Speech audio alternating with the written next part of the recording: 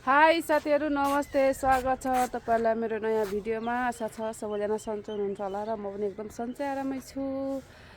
अनि त्यसपछि आज भिडियोको रहेको छ मेरो छतबाट के कस्तो हुन्छ हेर्दै गर्नु होला।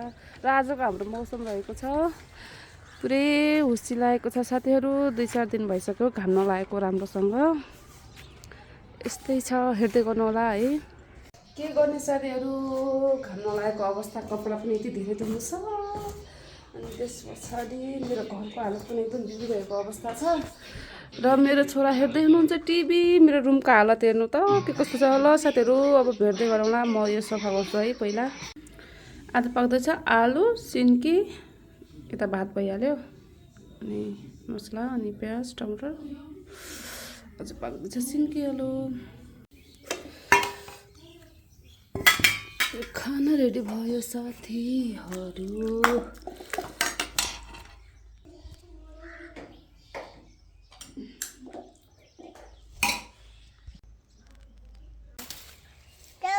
बोलो न सिमी टिप्दैछौ साथीहरु। खाने बा आउनु पर्ने।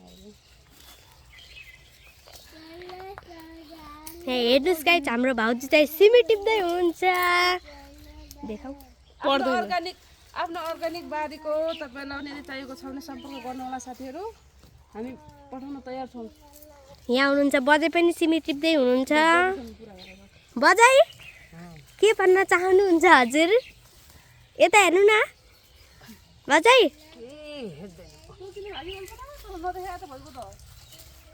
भागे हैन म पछाडी सिमी बोल्नुस् न। हाम्रो बारीहरु देखाइदेऊ न।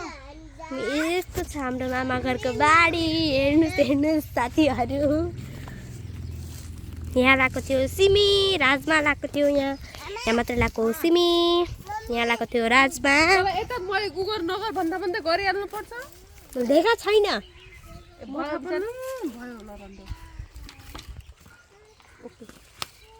यहाँ रहेको छ केराबारी। उता रहेको छ केरा। केरा रहेको छ। खानेमा आउनुस् सम्पर्क गर्नुस्। पठाउन तयार छौं। अघि ल्याएको सिमी हो साथीहरु यो। अब हामी उपार्छौं अनि घाममा सुकाउँछौं। 2 दिन पछाडी 3-4 दिन पछाडी लगभग खानलाई रेडी हुन्छ। अर्गानिक घरको अर्गानिक हो।